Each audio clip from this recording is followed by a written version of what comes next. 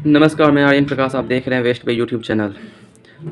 ये मैं youth publication book जो है एसएससी की लेटेस्ट जो है 23-24 अभी तुरंत मार्केट में जो आई है उसी बुक को मैं पढ़ा रहा हूँ, जिनमें से 9वां चैप्टर है पारिस्थितिकी एवं पर्यावरण, इकोलॉजी एंड इन्वायरमेंट। चलिए 10वां नंबर क्वेश्चन से शुरू करते हैं। पीछे क्वेश्चन मैं पढ़ा चुका हूँ।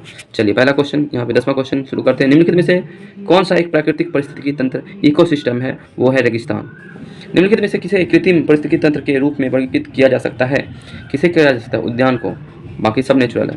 खाद्य श्रृंखला के किस स्तर में millipede, spring tail, bull light, गोबर मक्खियाँ और घोंघा शामिल होते हैं जो मृत या सड़ने वाले पादपों या जंतुओं से पोषण प्राप्त करते हैं? वो कौन क्या कहलाते हैं? अपरदहारी। ठीक है।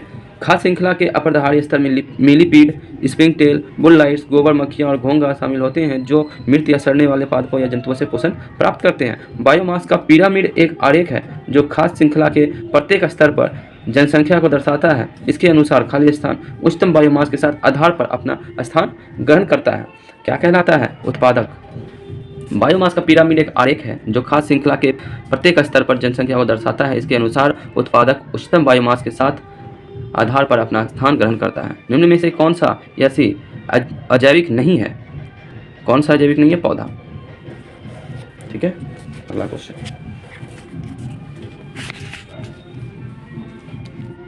निम्नलिखित में से कौन सा पारिस्थितिकी तंत्र का एक जैविक घटक है? घास। निम्नलिखित में से कौन सा पारिस्थितिकी तंत्र का एक अजैविक घटक नहीं है? मतलब जैविक घटक है तो कौन सा है भाई?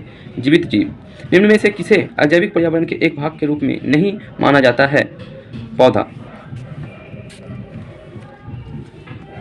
निम्नलिखित में से कौन सा पारित तंत्र का अजैव घटक नहीं है? वन। निम्नलिखित में से कौन से अजैव घटक हैं? केवल 1 और 3 दोनों, चट्टान और मिट्टी। सूर्य का प्रकाश परिवेश का कौन सा घटक बनता है? अजैव घटक। निम्न में से अजैव घटक कौन सा नहीं है? पौधा और जंतु अजैव घटक नहीं है, ये सब जैव घटक है।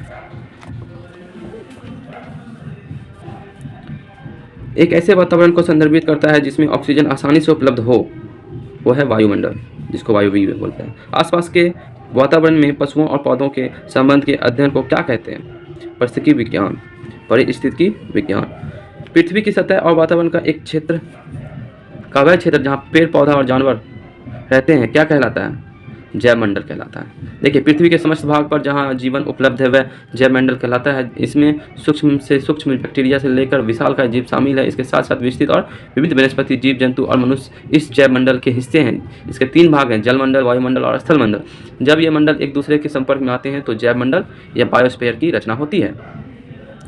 एक सीमित क्षेत्र है जहाँ स्थल, जल और हवा एक साथ मिलते हैं जिसे सभी प्रकार के जीव पाए जाते हैं। ठीक है, तो क्या कहते हैं? देखिए, बायोस्फीयर, जैव मंडल कहते हैं उसको। ठीक है, जिसको जीव मंडल भी बोलते हैं। निम्न में से कौन सा सौर ऊर्जा के सबसे बड़े तत्व कार्य हैं? हरे पौधे सबसे ज़्यादा ग्रहण करते हैं। सौर पिरामिड जो है होता है, क्या होता है? सदैव ऊपर की ओर होता है। क्या होता है? सदैव ऊपर की ओर। और सब में latest question SSC JEE civil देखिए 18 का, 21 का, 19 का, ये देखिए 19 है और ये अभी देखिएगा एसएससी सीजीएल टायर 1 22 एकदम करंट क्वेश्चन है। परिस्थितिकी तंत्र के माध्यम से ऊर्जा और पोषक तत्व जैसे प्रभाव ही होते हैं, इस बारे में किस परिस्थितिविद के शोध ने क्रांतिकारी नवीन अंतर्दृष्टि प्रदान की? Redeem L Lindeman. बगल में शादी की बर्बादी हो रही है, नाम भी है उसका विकास। बर्बादी हो रही है, चलिए होने दो दोस्त है। मैदानी परिस्थितिकी तंत्र का किस प्रकार का जीव भार बायोमास पिरामिड होता है? ऊपर की ओर। निम्न में से कौन चारण खाद्य श्रृंखला है? घास को खरगोश खाएगा, खरगोश को लोमड़ी, लोमड़ी को कौन खाएगा भाई? बाघ खाएगा। तो बी नंबर इसका आंसर हो गया। सही खाद्य श्रृंखला को पहचानिए। घास, खरगोश, लोमड़ी और बाघ, ये सब क्या होगा? अगर बाघ अगर हमारा बाघ नहीं है, चलिए ये सब क्या है? चारण खाद्य श्रृंखला है। निम्न में से किस परिस्थितिकी तंत्र का उल्टा जीव भार पिरामिड होता है? उल्टा होता है, तो वो जलीय जो होता है उनका होता है। तो ए नंबर इसका आंसर हो जाएगा। टैगा किस प्रकार के परिस्थितिकी तंत्र का उदाहरण है? टैगा हो गया वन परिस्थितिकी तंत्र। परिस्थितिकी तंत्र में कितने प्रकार के परिस्थितिकी पिरामिड होते हैं? क्या होते हैं? 3 होते हैं।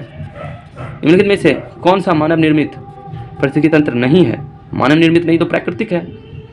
तो प्राकृतिक कौन है भाई? डी नंबर घास का मैदान है। मानव अपनी आवश्यकता की वस्तुओं जैसे भोजन, वस्तु, लकड़ी, औषधि तथा अन्य लाभदायक उत्पादक को का अधिक से अधिक उत्पादन करने के लिए प्राकृतिक पर्यावरण में सुनिश्चित हेरफेर बदल करता रहता है। फलस्वरूप नए पारिस्थितिकी तंत्र का निर्माण होता है जिसमें मनुष्य अधिक संलग्न रहता है। ऐसे पारिस्थितिकी तंत्र को मानव निर्मित पारिस्थितिकी तंत्र कहते हैं। इसके उदाहरण है उद्यान, घरेलू मछली घर, वनस्पति उद्यान आदि। जबकि घास का मैदान प्राकृतिक पारिस्थितिकी तंत्र है। ठीक है, निम्नलिखित में से कौन परोपजीवी खाद्य श्रृंखला है? वो है ए परोपजीवी श्रृंखला। कौन है? वृक्ष, फल खाने वाले पक्षी और जू तथा कीड़े।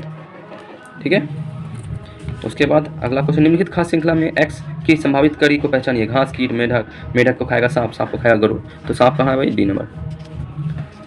जैविक शब्दावली में दो जीव के बीच ऐसा संबंध है जिससे में एक जीव लाभान्वित होता है और दूसरा अप्रभावित रहता है, उसे क्या कहते हैं? सहभोजी कहते हैं। ठीक है, देखिए द करंट क्वेश्चन 20, जीवाणु के वातावरण के जीवित भाग को क्या कहते हैं? जैविक कारक।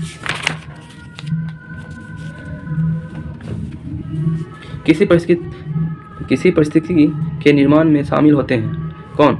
जैविक और अजैविक घटक। आज इतना ही रहने देते हैं। ठीक है, वीडियो बड़ी हो रही है। Thank you.